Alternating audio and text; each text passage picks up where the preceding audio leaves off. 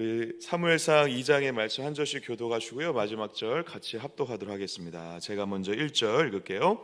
한나가 기도하여 이르되 내 마음이 여호와로 말미암아 즐거워하며 내 뿔이 여호와로 말미암아 높아졌으며 내 입이 내 원수들을 향하여 크게 열렸으니 이는 내가 주의 구원으로 말미암아 기뻐함이니이다.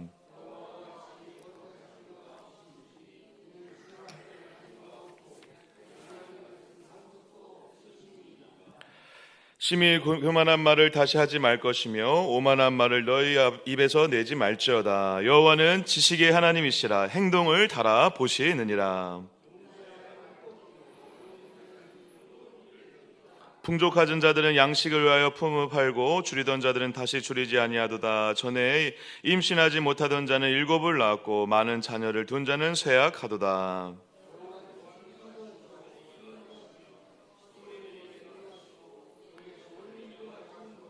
여호와는 가난하게도 하시고 부하게도 하시며 낮추기도 하시고 높이기도 하시는도다.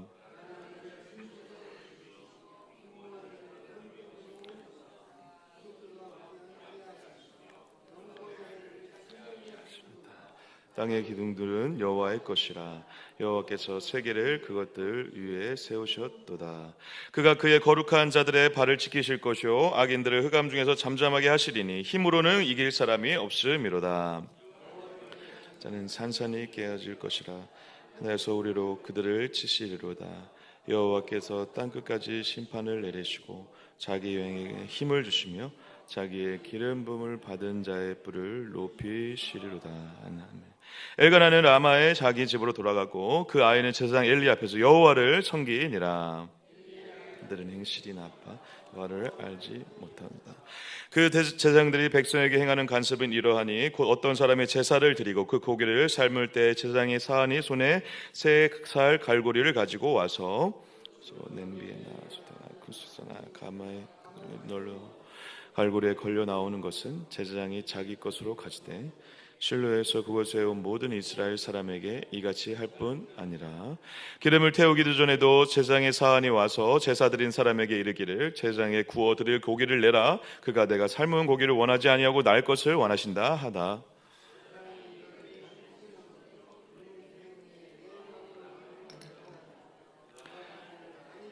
내가 내나 그렇지 아니하며 내가 억지로 빼앗으라 하였으니 이 소년들의 죄가 여호와 앞에 심히 크면 그들이 여호와의 제사를 멸시함이었더라.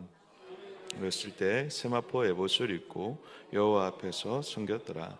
그의 어머니가 매년 드리는 제사를 드리러 그의 남편과 함께 올라갈 때마다 작은 곶을 지어다가 그에게 주었으니 그가 나와 그의 아내에게 축복하여 이르되 여호와께서 이 여인으로 말미암아 내게 다른 후사를 주사 얘가 여호와께 간구하여 얻어바친 아들을 대신하게 하시기를 원하노라 하였더니 그들이 자기 집으로 돌아가매 여호와께서 한나를 돌보시사 그로 하여금 임신하여 새 아들과 두 딸을 낳게 하시고 아이 사무엘은 여호와 앞에서 자라니라. 그랬더니 그 아들들이 온 이스라엘에게 행한 모든 일 해먹문에서 수종드는 여인들과 동참하였음을 듣고 그들에게 이르되 너희가 어찌하여 이런 일을 하느냐. 내가 너희의 악행을 이 모든 백성에게 듣노라. 그리하지 말라. 내게 들리는 소문이 너희가 여호와의 백성으로 범죄하게 하는도다. 사람이 사람에게 범죄하며 하나님이 심판하시려니와 만일 사람이 여호와께 범죄하면 누가 그를 위하여 간구하겠느냐 하되 그들이 자기 아버지의 말을 듣지 아니하였으니 이는 여호와께서 그들을 죽이기로 뜻하셨음이더라. 사무엘이 점점 자라매 여호와 사람들에게 은총을 더욱 받더라. 하나님의 사람이 엘리에게 와서 그에게 이르되 여호와의 말씀에 너희 조상의 집이 애굽에서 바로의 집에 속량했을 때 내가 그들에게 나타나지 아니하였느냐. 지파 중에서 내가 그를 택하여 지장으로 삼아 내 지산에 올라 분양하며 내 앞에서 에봇을 입게 하지 아니하였느냐. 이스라엘 자손이 드리는 모든 화전 내가 내 조상의 집에 주지 아니하느냐. 너희는 어찌하여 내가 내 처소에서 명령한 내 제물과 예물을 밟으며 내 아들들을 나보다 더 중히 여겨 내 백성 이스라엘 드리는 가장 좋은 곳으로 너희들을 살찌게 하느냐. 살아가는 여호와가 말하노라.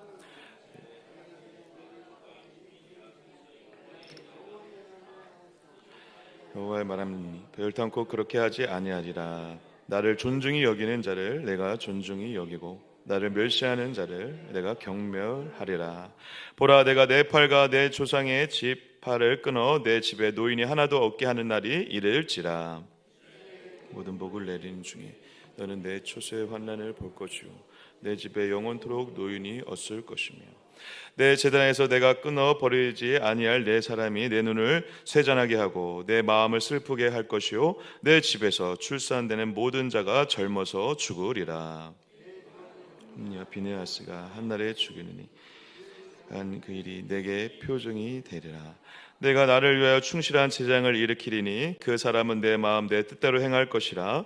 내가 그를 위하여 견고한 집을 세우리니 그가 나의 기름 부음을 받은 자 앞에서 영구히 행하리라. 같이요. 그리고 내 집에 남은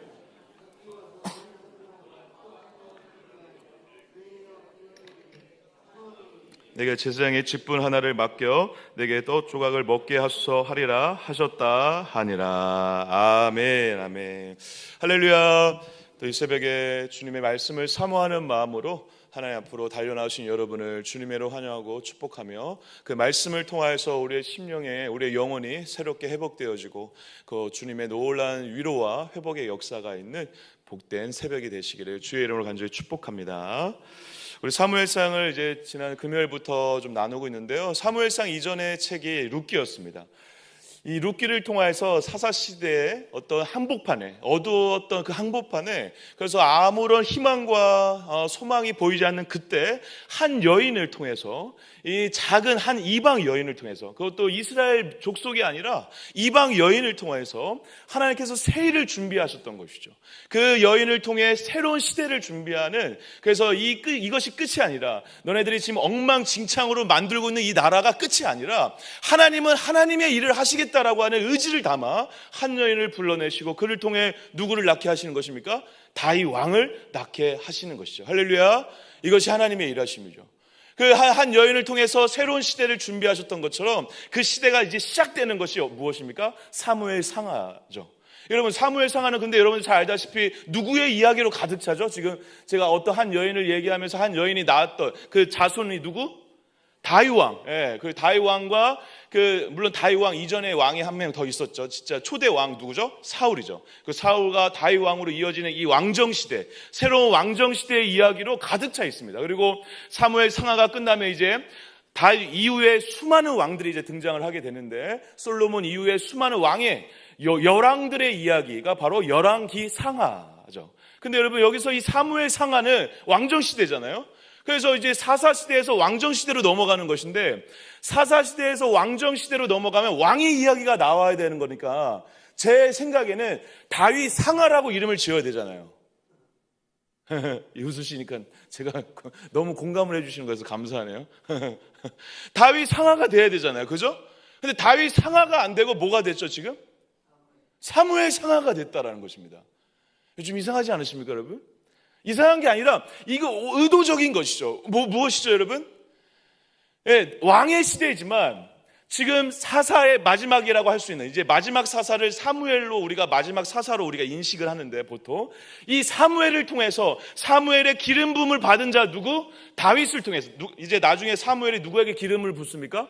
왕들에게 기름을 붓는데 그 중에 누구? 다윗 왕의 기름을 붓는데 다윗 왕을 통해서 왕정 시대가 시작되는데 그 왕의 시대가 인간의 왕의 시대가 중요한 것이 아니라 그 인간의 왕을 세우신 분과 그 인간 왕을 통해서 진짜 왕이신 하나님을 기억하는 하나님의 나라가 이루어져야 된다라고 하는 하나님의 마음이 담겨져 있는 책의 이름이 바로 사무엘 상하라는 것입니다. 그래서 여러분 사무엘이는 한 사람을 통해서 왕의 이름을 세우는데 왕의 기름 부음을 받은 자를 세우는데 사무엘이 바로 누구입니까? 하나님이 한나에게 축복으로 주신 한 사람이었죠.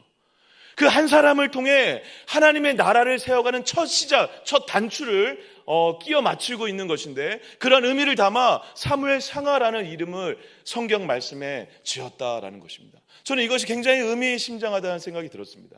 사랑하는 여러분, 그 사사기의 마지막 시대 그리고 앞으로도 왕정 시대가 되면 사람들이 계속 수많은 죄악과 더러움으로 추악함으로 가득한 시대가 계속되고 있어요. 시대는 바뀌지 않았어요. 사실 많이 바뀌지 않았습니다. 왕이 그냥 세워진 것이냐 아니냐 그 차이인데 하나님은 그 속에서 시대의 어두움과 인간의 타락의 죄로 끝나는 것이 아니라 하나님은 여전히 함께하고 계시고, 하나님은 하나님의 나라를 세워가고 계시고, 하나님은 한 사람을 세워 사무엘이나 한 사람을 통해 수많은 왕들의 첫 시작이나 다름없는 그 시대를 열어 진짜 왕이신 하나님이 그 나라를 여전히 통치하고 계시고 함께하고 계시다고 하는 하나님의 역사를 보여주고 계시다는 것입니다.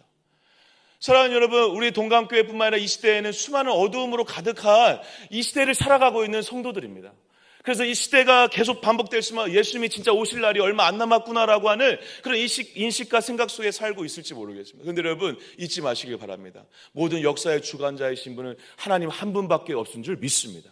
그리고 그분이 정말 원하시는 건 뭐냐면, 이 성경 전체의 이야기이기도 하고 사무엘 오늘 상 2장을 통해서 함께 나눌 가장 핵심적인 내용은 바로 이것인데요, 하나님이 정말 이제 이 모든 역사를 주관하면서 이끌어 가시는 가장 핵심적인 이유는 뭐냐면, 바로 한 영혼을 구원하고 하나님의 나라를 세워가는 구속의 역사를 이뤄 가신다는 것입니다. 저와 여러분들의 인생의 목적을 여기에 두셔야 될 줄 믿습니다. 저와 여러분들의 인생의 목적은 하나님의 목적과 같아지는 은혜가 있으시길 주의로 간절히 축복합니다. 하나님의 목적이 뭐라고 여러분? 하나님의 나라를 완성하시는 거예요. 이미 완성되고 있는 거죠. 완성될 줄 믿습니다. 근데 하나님의 나라를 어떻게 완성하시죠? 하나님의 백성들을 세우시는 거죠. 하나님의 구원받은 자들을 한 명 한 명 부르시는 것이죠. 하나님의 구원받을 영혼들 한 명 한 명을 통해서 하나님의 구원의 역사를 이뤄가는 거, 그게 하나님의 역사와 주관자이신 하나님의 최종 목적이라는 것입니다. 그래서 그걸 좀 어려운 말로 이렇게 표현하죠. 구속사라고 표현하는 것입니다. 제가 청년들 예전에 사역을 하면서 이 청년들이 그걸 모르더라고요. 우리 어르신들이 이제 신앙생활 하면서 자동으로 이걸 깨닫게 되는데, 청년들이 뭘 자꾸 생각하냐면, 지금 내 인생은 어떻게 될까? 그게 가장 큰 고민이죠. 맞아요. 그 가장 큰 고민인데, 그래서 이 인생은 어떻게 될까? 내 취업을 어떻게 해야 될까? 내 공부는 어떻게 내가 지금 앞으로 어떻게 될까? 내가. 예. 여러분, 내가 물론 중요하죠. 하나님이 그 한 사람을 통해서 일하시는 거 맞습니다. 근데 그 과정에서 잊지 말아야 되는 것이 있습니다. 내 인생의 목적의 끝에 결국은 하나님이 어떻게 하시냐면, 나라는 사람을 불러 하나님의 나라를, 그리고 한 영혼을 구원하는 데 있어 하나님의 귀한 도구로 사용하신다는 것입니다. 여러분, 목사라서 그런 일을 사용되는 게 아닙니다.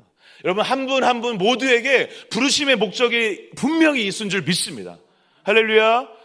예, 이걸 믿으시기 바랍니다. 주부여도 괜찮아요. 학생여도 괜찮고, 내가 앞으로 어떠한 직장, 어떠한 직분, 어떠한 상황을 경험하고 살아가는 거에 상관없이 다 하나님은 각자에게 부르심이 있으세요. 무엇을 위한 부르심? 한 영혼을 구원하고 하나님의 나라를 이뤄가시는 하나님의 구속사의 목적에 부르심으로 초청하고 계시다는 사실입니다. 그 한 사람을 통해 하나님의 일을 이루실 때 하나님께서 그 수많은 조각들과 퍼즐을 맞춰서 하나님의 나라를 기필코 언젠가 완성하는데, 그 한 조각을 여러분들이 책임을 져 주셔야 된다는 것입니다. 그 한 조각을 여러분들에게 맡기실 거예요. 내 남편 구원하는데 여러분들을 맡기신다니까요.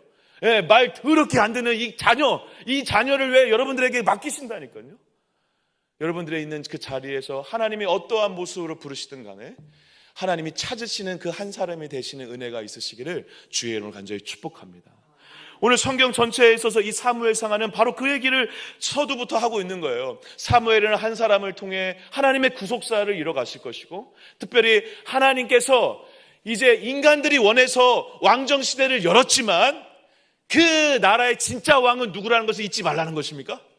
하나님이 진짜 왕이라는 걸 잊지 말라는 것입니다. 사사시대나 사무엘상하라는 여러분 크게 다를 게 없어요. 인간이 원해서, 사람들이 원해서 왕을 세우긴 했지만, 여러분 사울, 다윗 결국 또 다 누구나 똑같습니까? 저희랑 똑같은 인간입니다. 그래서 실수하고 넘어지죠. 근데 그 과정에서, 그 왕정시대의 그 과정에서 결국 그 한 왕을 통해서 하나님이 일을 하시지만, 그래서 그 왕을 통해서 결국 하나님이 이뤄가시는 건 무엇입니까? 하나님의 나라이고, 하나님의 나라의 진짜 왕은 누구다라는 것을 계속 가르쳐주고 계십니까? 하나님이다라는 것을 가르치고 계시다는 것이죠. 그리고 그 과정을 통해 수많은 이야기들이, 수많은 믿음의 스토리들이, 수많은 하나님의 사람들이 등장하는 것뿐인 거죠. 제가 예전에 어떤 목사님과 이렇게 대화를 나누다가 그 굉장히 의미 있는 말씀을 하셨는데, 굉장히 이 저희 교단 내에서 큰 교회 담임 목사님이시고, 그 목사님께서 수많은 이 신앙의 후배들에게, 주의 종들의 후배들에게 인정받고 존경받는, 이름만 말하면 아실만한 어떤 목사님께서 제가 이렇게 상담을 하게 되고 다른 분들과 함께 이렇게 초청을 받아가지고 그분하고 잠시 교제할 시간이 있었는데, 저희가 막 이렇게 또 이렇게 좀 아양이라기보다 이제 좀 목사님 이렇게 또 칭찬해드리는 마음으로 막 그런 말 하잖아요. 목사님 어떻게 이렇게 주님의 이렇게 은혜 가운데 큰 교회를 이렇게 이루시고 이렇게 인도함 받고 이렇게 귀하게 사용되어 계시냐. 정말 목사님 대단하시다. 우리가 막 이렇게 얘기하니까 그 목사님이 씩 웃으시면서 저희에게 이렇게 얘기하시더라고요. 우리 목사님들, 저와 여러분들은 하나도 다른 게 없습니다. 저도 여러분도 하나님의 구원의 역사, 하나님의 일하심의 역사에 서 있다가, 이런 표현이에요. 서 있다가 하나님의 일하심을 만난 것뿐입니다. 내가 만날 수도 있고 당신이 만날 수도 있고 다른 사람이 만날 수도 있는데, 내가 그 하나님의 일하신 가운데 그 시간에 그 순간에 하나님의 일하신 가운데 서 있고 함께 그런 은혜를 누리게 된 것뿐이지, 그거 내가 어떻게 해서, 내가 잘나서, 내가 정말 하나님 앞에 열심히 기도해서 그렇게 이뤄낸 것이 전혀 아니다라고 얘기를 하는데, 그 마음이, 그 말씀이, 그 의미가 저에게 싹 다가오면서 그런 감동이 있었어요. 그렇구나. 하나님은 하나님의 일을, 하나님의 구원의 역사를, 하나님의 일하심의 역사 속에서 한 사람 한 사람을 만나서 일하시는 거 맞는데, 그게 우리의 어떠함이 아니라 전적인 은혜구나. 은혜의 줄기 안에 내가 있다는 것 자체가 얼마나 영광스럽고 감사한 일인지 모르겠구나 라는 그런 감동이 밀려오면서 그날 참 많은 은혜와 눈물이 있었습니다. 하나님의 은혜의 줄기에, 은혜의 생수의 줄기에, 구속의 역사에 내가 그런 영광과 은혜를 누리고 있는 자리가 이렇게 서 있게 됐구나. 누구의 은혜로? 하나님의 은혜로. 목사가 아니어도 괜찮습니다. 성도로 이 자리에 서 있게 됐구나. 그런 감동과 그런 은혜가 여러분들에게 이미 있은 줄 믿습니다. 그래서 여러분, 오늘 사무엘상 2장을 사실 이 어제에 이어서 연결해서 보면, 한나라는 한 여인을, 사무엘을 이제 세워야 되니까 사무엘을 낳게 되는 한나의 그런 스토리가 이제 1장에 나오는 것이죠. 그리고 실제로 한나에게 하나님께서 일하시고 역사하셔서 사무엘을 주시죠. 그 사무엘을 주신 다음에 한나가 그 은혜와 감격이 너무 커서 2장이 바로 무엇으로 시작하는 것입니까? 한나의 기도로 시작하고 있다라는 것입니다. 근데 여러분, 지금 사무엘상을 여는 가장 핵심적인 내용이 한나와 사무엘 이야기이고 한나의 기도잖아요. 마지막, 나중에 이제 사무엘 하 22장 정도 되면요, 23장하고 24장은 뭐 인구조사하는 이야기들, 그러면서 다윗의 어떠한 그런 부록과 같은 책들이 나오는데, 마지막이라고 할 수 있는 사무엘 하 22장에 가면요, 뭐가 나오죠 여러분? 다윗의 기도가 나와요. 다윗의 찬가가 나와요. 여러분, 사무엘 상하는 그래서 사실 한 권의 책이나 다름없는데, 지금 우리가 이렇게 상하로 나눈 것 뿐이지 원래 한 권의 책이거든요. 이 한 권의 책의 첫 시작이 뭡니까? 한나의 기도인 것이고, 마지막이 무엇이에요? 다윗의 기도예요. 그러니까 한나의 노래와 다윗의 노래가 이 왕정시대 전체를 아우르는 가장 중요한 핵심적인 이 책 사이를 감싸 안고 있다라는 것입니다. 그러면서 그 내용이 비슷해요, 사실. 그래서 나중에 꼭 한번 읽어보시기 바랍니다. 이제 순서에 따라 가시면 경험하게 되실 텐데, 다윗의 사무엘 하 22장의 다윗의 노래와 한나의 노래를 한번 비교하면서 읽어보세요. 굉장히 비슷해요. 근데 굉장히 비슷한데 한 가지 분명한 걸 얘기하고 있어요. 지금 제가 주구장창 얘기하는 거와 연결되는데, 뭐하고 연결되어 있습니까? 모든 역사의 주관자와 주권은 누구에게 있다? 하나님에게 있다. 할렐루야. 그 모든 역사의 주관자이신 하나님의 구속의 역사, 구원의 역사 가운데 우리가 서 있게 되는 은혜를 누리고 있다는 것입니다. 그러한 은혜가 저와 여러분들에게 이미 있다는 것이죠. 그래서 이 장의 핵심은 바로 그거예요. 한나가 지금 내 마음 가운데, 물론 사무엘을 주셔서, 아들 주셔서 감사한 것도 물론 있지만, 그것 때문에 지금 기도하는 게 아니라 하나님이 너무 크신 거예요. 하나님의 은혜가 너무 감격적인 거예요. 하나님의 구원의 역사, 일하심의 역사가 너무 충만하게 임하니까 이러한 찬양을 하고 있다는 것이죠. 그러면서 1절입니다. 제가 한번 읽어볼게요. 내 마음이 여호와로 말미암아 즐거워하며 내 뿔이 여호와로 말미암아 높아졌으며 내 입이 원수로 향하여 크게 열렸으니 이는 내가 주의 구원으로 말미암아 기뻐함이니이다. 할렐루야. 이 고백이 저와 여러분들의 고백이 되시길 주의 이름으로 간절히 축복합니다. 오늘 만약에 좋은 일이 있었어요. 만약에 사업이 잘 됐어요. 맞아요. 사업 잘 된 거 감사하죠. 근데 여러분, 그거 감사하다 깨닫게 되는 게 있어요. 나 주님의 아들이고 하나님이 나와 함께하고 계시고 하나님이 나 구원하시고 내 인생의 모든 주관자이시고 나의 모든 걸 통치하신 분이 하나님이다 라는 걸 깨달죠. 그때 구원의 감격과 기쁨이 터져 나오죠. 지금 한나가 지금 그 고백을 하는 거예요. 그리고 깨달은 거예요. 모든 구원의 역사 가운데 내가 있게 됐구나. 하나님의 구원으로 말미암아 지금 사무엘로 말미암아 기뻐한대요, 여러분. 사무엘로 말미암아 기뻐한다고 고백하고 있습니까? 아니에요. 뭐로 말미암아? 하나님으로 말미암아 기뻐하고 있어요. 하나님의 구원으로 말미암아 기뻐하고 있어요. 할렐루야. 저와 여러분들의 이 고백이 회복되는 역사, 이 새벽이 되시기를 주의 이름으로 간절히 축복합니다. 그렇구나. 한 주간 또 살아보니까 맞아, 하나님밖에 없었구나. 하나님이 나의 인생을 이렇게 인도해 가시는구나. 하나님 감사합니다. 하나님의 구원의 역사와 서정 가운데 있음에 감사합니다. 그것 때문에 기뻐합니다. 그것 때문에 기쁩니다. 고백하시는 이 새벽에 되시길 주의 이름으로 간절히 축복합니다. 그러면서 하나님의 주권자로서의 그러한 모습을 표현하고 있는 거예요. 여러분들 잘 아시는 표현들 많이 나오죠. 하나님께서 높이기도 하시고 낮추기도 하시고 죽이기도 하시고 살리기도 하시고 가난하게도 하시고 부하게도 하시고 모든 주권과 통치는 누구에게 있다? 하나님에게 있다. 여러분, 하나님의 통치와 주권이 있다라는 것을 아는 거, 그게 하나님의 나라를 살고 있는 것이죠. 할렐루야. 왜? 하나님의 나라의 의미가 뭐죠? 하나님의 통치와 주권이 있는 것이죠. 하나님의 통치와 주권이 있는 곳이 하나님의 나라죠. 내가 그걸 인정하고 있어. 그러면 내 안에 이미 뭐가 임한 것이죠? 하나님의 나라가 임한 것이죠. 그 하나님의 나라는 밖에 어떻게 모형적으로 지금 눈에 보이는 그것도 물론 있을 수 있죠. 그런데 성경에서 얘기하듯이 하나님의 나라는 어디에 있다? 내 안에 있는 것이죠.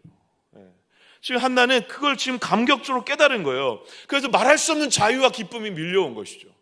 아름다운 찬양이죠. 하나님을 높이고 있지만 그 높인 하나님의 찬양과 구원의 역사 가운데 있는 나의 어떠한 감격을 표현하고 있다라고 보여줍니다. 그러면서 여러분, 이 한나의 기도가 중요한 이유 중에 하나는 뭐냐면, 지금 한나가 성령의 감동으로 막 찬양하고 기도하고 있을 거 아니에요? 그래서 놀랍게 한 여인에 불과한 이 자 앞에서 메시아적 예언적 말씀이 터져 나온다는 것입니다. 구원의 역사 마지막에 누가 완성하시죠? 하나님이 보내신 누구? 메시아 예수 그리스도 아들을 통해서 완성하시죠. 그거를 예언적으로 말씀해요. 어디냐면 9절 10절입니다. 우리 9절 10절은 힘차게 같이 한번 읽겠습니다. 시작. 그가 그의 거룩한 자들의 발을 지키실 것이요 악인들을 잠잠하게 하시리니 힘으로는 이길 사람이 없을지로다. 여호와를 대적하는 자는 산산이 깨어질 것이라. 하늘에서 우레로 그들을 치시리로다. 여호와께서 땅끝까지 심판이 내리시고 자기에게 힘을 주시며 자기의 기름 받은 자의 뿔을 높이시리로다. 아멘, 아멘. 여기서 이 기름 부음 받은 자가 누구를 상징하는가요, 여러분? 물론 가깝게는 이렇게 얘기하게 돼요. 맞아요. 앞으로 이제 기름 붓게 되는 왕들을 얘기해요. 근데 여러분, 왕들을 통해서 구원의 역사가 완성되나요? 아니에요. 실질적으로 진정한 기름 부음 받은 자의 끝판왕은 누구십니까? 예수님이시죠. 예수님을 얘기하는 겁니다. 그리고 예수님을 얘기하는 것을 의도적으로 여기에서도 이렇게 표현하고 있어요. 9절을 제가 한번 읽어볼게요. 그가 그의 거룩한 자들의 발을 지키실 것이요 악인들의 흑암 중에서 잠잠하게 하시니 힘으로는 이길 사람이 없으리로다. 물론 여기서도 하나님의 일하심을, 하나님의 구원의 역사를 말씀하고 계시지만 이 구원의 역사를 완성하실 누구? 메시아적 기름 부음 받은 자를 지금 선포하고 있다는 것이에요. 누구의 입을 통해서? 한나의 입술의 고백을 통해서. 신기한 일이죠. 그래서 여러분, 이 10절의 말씀을 통해 이 말씀이 이루어지는 거예요. 성경 전체는 사실 사무엘 상하뿐만 아니라 성경 전체는요 바로 이 얘기를 하고 있는 거예요. 그렇구나, 진정한 왕이신 하나님이 이 나라와 이 세상을 통치하고 있고 구원의 역사를 이루어 가신다. 할렐루야. 그 구원의 역사를 이루어 가시는데 인간의 왕들의 모습이 연약하고 부족하고 다 실패할지 모르지만 끝내 메시아가 오셔서 그 구원의 역사를 완성하실 것이다 라고 하는 성경 전체의 예언의 말씀을 여기서 하고 있는 것입니다. 놀랍죠. 그리고 이 예언의 말씀이 실제로 성취되는데 중간중간에 이 기도가 계속 인용이 돼요. 한나의 기도가, 다윗의 기도도 한나의 기도가 약간 인용이 되기도 했고요. 나중에 마리아 창가, 예수님을 잉태하는 인간 마리아가 나중에 마리아 창가를 하거든요. 그때도 이 한나의 기도가 고스란히 인용이 되는 것입니다. 왜? 여기에 메시아적 예언적 사고가 담겨져 있기 때문에 그렇다는 것이죠. 놀랍죠.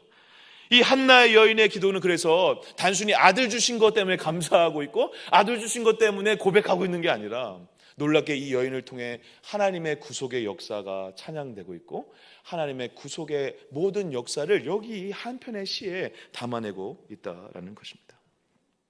그래서 여러분 한 가지 여러분 체크하고 넘어가시면 좋을 게 있는데요. 9절에 이러한 표현이 있습니다. 그가 그의 거룩한 자들을 하고 있는데요. 이것이 이제 앞으로 이 사무엘 상하, 열왕기 상하를 판단하는 굉장히 중요한 핵심 기준이 되는데 어떠한 자들을 지키시고 돌보시고 인도하신대요? 거룩한 자들. 여러분 이 거룩한 자들은 우리가 자꾸 이 거룩한 거 어떠한 이 레위기에 나오는 그런 말씀들 그런 거룩의 의미가 아니고요. 이 단어를 분해해 보면 어떤 의미와 연결되냐면 여러분이 잘 알고 있는 헤세드라는 단어와 연결돼요. 놀랍게. 성도라는 여기에서 나오는 이 거룩한 자는 우리가 기존에 알고 있었던 거룩 깨끗하게 하는 그런 단어가 아니라 어떠한 단어? 헤세드라는 단어가 나오고 있어요. 그럼 무슨 얘기냐면 이 거룩한 자는 단순히 내가 깨끗하게 하는 그런 자를 얘기하는 게 아니라 하나님의 헤세드, 하나님의 사랑과 인자와 자비 그것을 아는 자를 얘기하는 거예요. 할렐루야. 여러분 우리가 언제 넘어지죠? 그리고 언제 우리가 은혜가 떨어지죠? 내가 은혜 받은 자, 내가 사랑받는 자라는 걸 잃어버리면 그때부터 은혜가 떨어지기 시작합니다. 근데 항상 주님의 은혜를 받은 자라는 걸 아는 자, 내가 하나님의 사랑을, 하나님의 헤세드를 오늘도 받고 있다는 걸 아는 자, 그 자가 하나님의 은혜를 잊어버릴 뿐만 아니라 그 자를 통해서 어떻게 하신다요? 그 자를 지키시고 그 자를 붙잡아 주시고 악인들의 흑암에서 잠잠케 하시고 끝내 어떻게 하신다? 이기게 하신다. 할렐루야. 예. 그 하나님의 헤세드를 알고 인자와 자비를 알고 그래서 하나님의 인자의 그 하나님의 약속에 하나님의 사랑의 약속에 우리가 신의를 지키며 하나님과 동행하는 자, 그게 바로 거룩한 자입니다. 몸을 깨끗이 씻는 게 거룩한 것이 아니라 내가 정결하게 하려고 노력해서 되는 것이 아니라 진짜 거룩의 시작은 그래서 하나님과 함께 오늘을 살려고 하는 자, 그게 진짜 거룩의 시작이고 그 자를 하나님이 사용하신다는 것입니다. 그 자를 사용하시고 그 자를 부르신다는 거예요. 그 자를 통해서 일을 하신다는 거예요. 근데 여러분 앞으로 모든 왕들 뿐만 아니라 모든 성도들의 기준이 이게 되는 것이죠. 예. 이 기준으로 보겠다는 거예요 지금. 다윗뿐만 아니라 모든 왕들 마찬가지. 여기에서 이제 넘어지느냐 여기를 지키느냐, 하나님의 사랑과 인자와 자비를 알고 그 은혜를 알아 그 은혜에 감격하며 그 은혜에 감사하며 살아가느냐, 아니면 내 마음대로 살아가느냐. 다윗 왕은 약간 그런 게 있었죠. 다윗 왕은 그래도 물론 넘어질 때가 있었지만 뭘 알았습니까? 하나님의 은혜와 사랑을 늘 기억하고 내가 그 은혜 받은 자라는 것을 늘 의식하며 살았죠. 그러니까 그의 입술의 고백을 통해서 수많은 찬양이 나오는 거예요. 여호와는 나의 목자시니 내게 부족함이 없으나 고백이 나올 수밖에 없는 거예요. 왜 부족한 게 없어요? 많았죠. 인생 전체가 부족한 거예요. 천지였죠. 왕이 되기 전에는 수많은 황들의 핍박도 있었고 차별도 있었고 부족한 게 왜 없었습니까? 도망자 신세로 지낼 때도 많았습니다. 그런데 그때 다윗이 여호와는 나의 목자시니 내게 부족함이 없으리라도 고백할 수 있었던 유일한 이유는 무엇입니까? 바로 다윗은 이자였기 때문에 그렇습니다. 하나님의 사랑과 은혜를 기억하는 자, 하나님의 헤세드를 기억하는 자, 그것을 거룩한 자라 표현하고 있는 것이고 그 자를 통해서 하나님은 하나님의 일을 하시는 도구로 이용하신다는 것이죠. 그리고 이 기준대로 여러분 잘 보십시오. 오늘 성경 말씀이 정말 너무 이 엘리와 엘리 두 아들 입장에서 보면 너무 비참해요. 너무 불쌍할 정도로 어떻게 되고 있죠? 엘리의 두 아들과 누가 비교되고 있습니까? 사무엘이 비교되고 있어요. 여러분 성경에서 여러분 의도적으로 비교와 대조의 기법을 사용할 때가 있거든요. 극단적으로 나타내는 거예요. 뭐를? 이 하나님의 거룩한 자들, 하나님의 은혜를 받은 자들, 하나님이 부르시는 자들, 하나님의 구속의 역사 가운데 왕으로 부르시든 사람으로 부르시든 성도로 부르시든 부르시는 자들, 선택받은 자들, 하나님의 일하시는 자들, 하나님이 세우시는 자들은 이러한 자들이고, 하나님이 그 자들을 대비해서 보여주는 하나님의 촛대가 옮겨지는 자들은 이런 자들이라는 것을 극명하게 보여주고 있는 장이 바로 사무엘 2장이라는 것입니다. 그래서 무려 4번을 통해서 비교하고 있어요. 잘 보세요. 제가 불러드릴게 체크해 주세요. 11절과 12절입니다. 엘가나는 라마의 집으로 돌아가고 그 아이는 누구죠 여러분? 사무엘이죠. 사무엘은 제사장 엘리 앞에서 누구를 섬긴다? 누구를 섬긴다? 여호와를 섬긴다. 그런데 바로 나와요. 바로 어떤 이야기가 나오죠? 아들들, 엘리의 아들들은 행실이 나빠 여호와를 알지 못하리라. 여러분, 제사장의 아들들인데 제사장의 아들들이 누구를 모르는데요? 여호와를 알지 못한대요. 여기서 알지 못한다는 것은 뭐 여호와 이름을 몰랐다, 뭐 지식적으로 몰랐다 그런 얘기인가요, 여러분? 아니죠. 여러분, 알다라는 단어의 의미를 잘 아시죠? 잘 기억해 두시기 바랍니다. 알다, 야다라는 의미, 이 히브리어의 의미는요, 단순히 내가 지식적으로 알고 있는 것이 아니라 어떠한 의미가 있죠? 경험적으로 알고 믿는 것을 얘기하는 것입니다. 여러분들 살다 보면 우리 인생의 선배들, 신앙의 선배들에게 듣다 보면 굉장히 놀라운 경험들이 있으시고 놀라운 고백들을 하시잖아요. 그래서 내가 따라갈 수 없는 거죠. 왜? 그분이 경험한 하나님의 이야기가 있는 거죠. 네. 그때 그 믿음의 고백, 그때 그 아는 거, 그때 그 하나님과 함께 했었던 경험을 통해 하나님을 믿고 아는 거, 그게 바로 뭐예요? 야다예요, 야다. 근데 제사장의 아들들이 이게 없는 거예요, 지금. 이게 없어요. 뭐가 있어요? 갈고리를 고기만 찍어 먹고 자기 것만 취하다 보니까 하나님과 이야기, 하나님을 알아가는 이야기가 전혀 없는 거예요. 너무 비참하고 불쌍하지 않습니까? 이렇게 얘기하면 너무 극단적인 예가 될 수 있는데, 동강교회 연병철이라는 목사가 있었는데 하나님을 알지 못한다는 거예요. 목사인 줄 알았는데 하나님과 이야기가 없는 거예요. 하나님과 함께하고 하나님을 알아가고 하나님을 믿게 된 이야기가 없는 거예요. 자기 욕심을 부리고 있고 성도들한테 뭐만 받아내려고 그러고 성도들 찾아가가지고 저 좀 도와주세요 이러고 있고 뭐 뒤에서 사기치고 있고. 생각만 해도 끔찍하시죠? 제가 그랬다는 얘기는 아닙니다. 근데 그런 일이 벌어지고 있다는 거예요. 너무 비참하죠. 근데 이 비참함을 하나님이 무려 4번을 반복하세요. 어디냐면요, 17절에 18절입니다. 이 소년들의 죄가 여호와 앞에 심히 크면 그들이 여호와의 제사를 어떻게 했다? 멸시해. 하나님을 무시하고 멸시하기까지 지금 이르렀어요. 놀라운 일이죠. 그런데 18절 보세요. 사무엘은 어렸을 때 세마포 에봇을 입고 여호와 앞에서 섬겼더라. 아멘. 비교가 되고 있죠. 또 비교가 나옵니다. 21절인데요.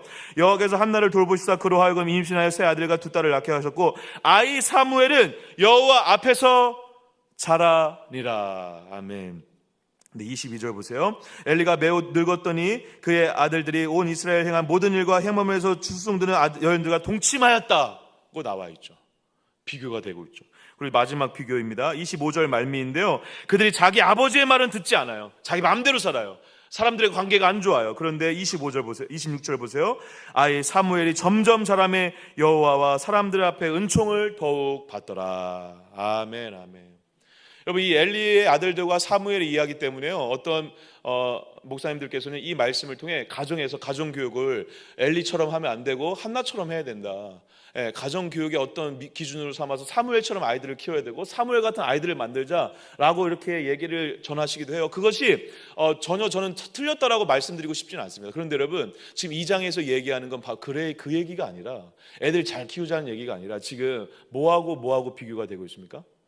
하나님을 알지 못하고 멸시하는 자와 아까 말씀드렸던 거룩한 자들, 어떤 자들? 헷세들을 아는 자들, 하나님의 사랑과 은혜를 아는 자가 어떻게 지금 극명하게 갈리고 있는지를 성경에서 폭로하고 있다는 것입니다.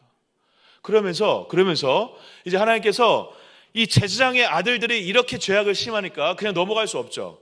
그래서 이제 마지막 단락에 어떠한 말씀을 하시고 끝냅니까? 여기서 무시무시한 심판의 말씀을 하세요. 그게 이제 마지막 27절에서 36절까지인데 시간 관계상 제가 다 다루지는 않지만 핵심은 이것입니다. 잘 들어주세요. 자, 제사장의 엘리의 아들들이 너무 죄악이 커졌어요. 하나님을 멸시하고 하나님을 알지도 못해요. 그리고 반면 하나님의 헷세들을 아는 자는 그렇게 어렸을 때부터 하나님 앞에서 하나님과 함께 자라나요. 하나님이 부르시는 사람은요, 하나님의 구속의 역사 가운데 하나님이 부르시는 한 사람은요, 하나님과 함께 자라는 사람을 하나님이 부르세요. 하나님을 떠나지 않는 사람, 하나님의 헷세들을 기억하는 사람. 할렐루야. 저와 여러분들 그런 자들인 줄 믿습니다. 근데 여러분, 문제는 뭐냐면 그렇지 않은 자들, 하나님을 멸시하고 하나님을 외면하고 하나님을 무시했던 자들에게 하나님의 심판이 임하는데, 하나님은 어떤 심판이 임하죠? 제장 가문의 대가 끊겨버려요. 여러분, 그래서 나중에 열왕기 솔로몬 시대 가면 제사장 계열이 2개가 돼버리거든요. 사독 계열과 이 계열이, 그러니까 이 계열 말고 새로운 계열이 생기게 되는 것이죠. 그래서 여러분, 그 발단이 됐던, 시초가 됐던 사건이 바로 이 사건이에요. 엘리 제사장을 통해서 이어왔던 제사장의 가문이 대가 끊겨버리는 거예요. 그리고 나서 하나님께서 여기에도 동일하게 예언적 말씀을 하시는데, 한 말씀만 보겠습니다. 우리 35절입니다. 34절, 35절 같이 읽을까요? 같이 읽겠습니다. 34절부터 35절 읽고 정리할게요. 시작. 내 두 아들 홈니와 비느하스가 한날에 죽으리니 그 둘이 당할 그 일이 내게 표징이 되리라. 내가 나를 위하여 충실한 제사장을 일으키리니 그 사람은 내 마음 내 뜻대로 행할 것이라. 내가 그를 위하여 견고한 집을 세우리니 그가 나의 기름 부음 받은 자 앞에서 영구히 행하리라. 아멘, 아멘. 여기 충실한 제사장, 견고한 제사장, 견고한 여기에 이 단어들이요, 다 어떠한 단어가 쓰였냐면 아만이라는 믿음의 단어가 쓰였거든요. 아만은 아까 얘기들은 야다, 알다라는 단어하고 비슷하게 그냥 단순히 감정적으로 믿는 것이 아니라 내가 어떠한 대상에 대해서 경험적으로 그리고 충만하게 아는 상태, 믿는 상태를 아만이라고 하거든요.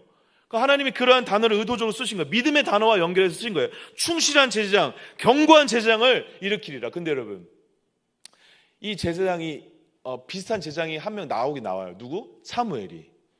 하나님 앞에 견고한 제사장이긴 했어요. 그런데 이 자가 영원히 다스리진 않죠. 그리고 이 하나님의 견고한 집을 기름 부음 받은 자 앞에서 영원히 행하고 그리고 이 집을 세우는 데까지는 하진 않아요. 이거 누구 얘기하는 거죠, 여러분? 모든 제사장들이 다 실패하는데 엘리도 실패해서 이제 죽어버리죠. 대가 끊기죠. 사무엘도 사사이기도 하지만 제사장의 역할을 감당하거든요. 근데 그 사무엘도 죽죠. 그리고 수많은 왕들도 죄악으로 가득하다가 실수하고 잘못하고 하다가 다 어떻게 해서 다 죽죠. 근데 이 모든 일을 실질적으로 인간의 모든 실패를 덮으시고 오시는 진짜 왕이시면서 제사장이신 분 누구시죠? 예수 그리스도시죠. 그 예수 그리스도를 예언적으로 하나님이 말씀하시는 거예요.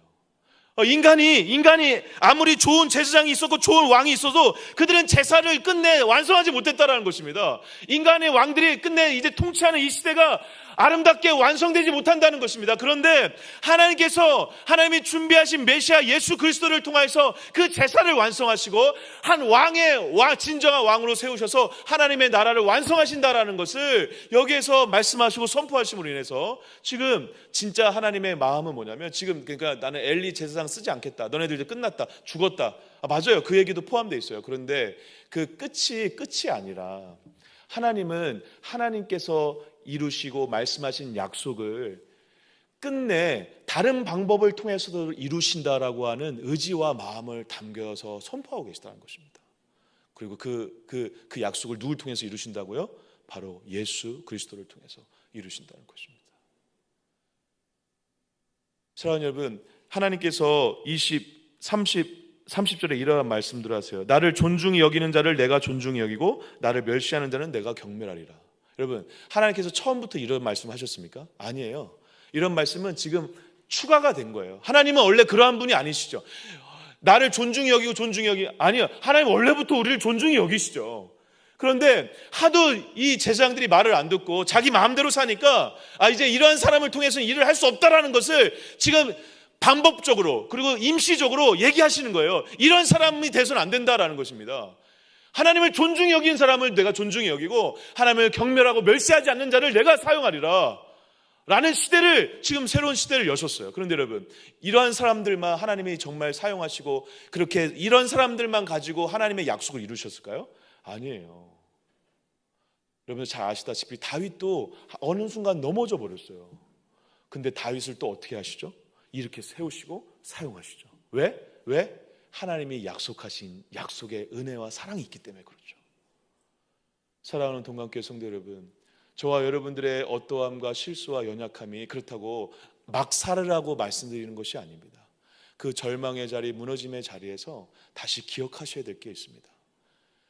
약속의 내용을 약간 변형시키서라도 끝내 하나님의 약속을 이루시려고 하는 하나님의 사랑, 하나님의 은혜, 하나님의 구원의 역사와 하나님의 나라의 완성이 저와 여러분들에게 이미 이루어지고 있는 줄 믿습니다. 그러한 마음으로 하나님과 오늘 동행하시길 바랍니다. 그런 마음으로 하나님의 구원의 역사 가운데 내가 그 은혜의 감격, 이 물줄기 안에 있구나라는 걸 아시길 주의 이름으로 간절히 축복합니다. 그래서 그 감격과 기쁨으로 오늘 누군가를 섬기는 거예요. 누군가에게 복음을 전하는 거예요. 안 돼도 괜찮아요. 나는 그 구원의 역사 가운데 이미 은혜를 누리고 있잖아요. 할렐루야.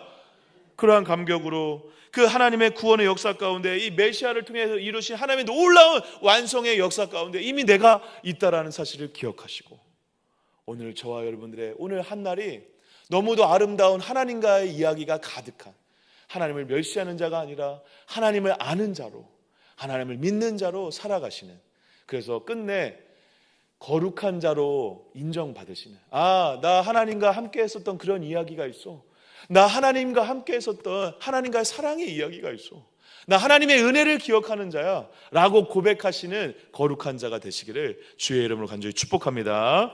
기도하겠습니다. 하나님 감사합니다. 이 새벽에, 이 주일 새벽, 하나님 우리가 어떤 자인지 다시 한번 기억하게 하시고 깨닫게 하시고, 무엇보다 우리가 하나님의 구원의 역사, 이 큰 구원의 물줄기 안에, 은혜의 줄기 안에 있다는 것을 우리가 가슴에 새기며 이 감격과 기쁨으로 오늘 하루도 살아갈 수 있도록 은혜 베풀어 주시옵소서. 내 힘으로 구원의 역사를 이룰 필요가 없습니다. 하나님이 구원의 역사를 이뤄가실 줄 믿습니다. 그 안에 우리가 하나님의 은혜와 이 약속을 기억하는 자로, 하나님의 인자의 이 약속의 신의를 지키는 자로 살아갈 수 있는 자가 될 수 있도록, 은혜를 기억하는 자로 살아갈 수 있도록 하나님 우리를 붙잡아 주시고 깨닫게 하시고 은혜를 베풀어 주시옵소서. 그래서 다윗과 같이처럼 사무엘처럼 아버지 능력이 있어서가 아니라 하나님을, 이 은혜를 기억하는 자를 하나님이 높이 사용하여 주시고 하나님이 부르시고 그 자를 통해서 하나님의 구원의 역사를 이뤄가시는 것을 삶을 통해, 체험을 통해 경험하는 자가 되어줄 수 있도록 은혜 위에 은혜를 베풀어 주시옵소서. 우리 동감께 오늘 주일 예배 가운데 함께해 주시고,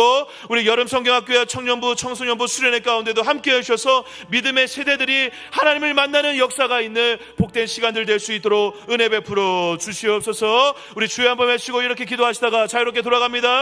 주여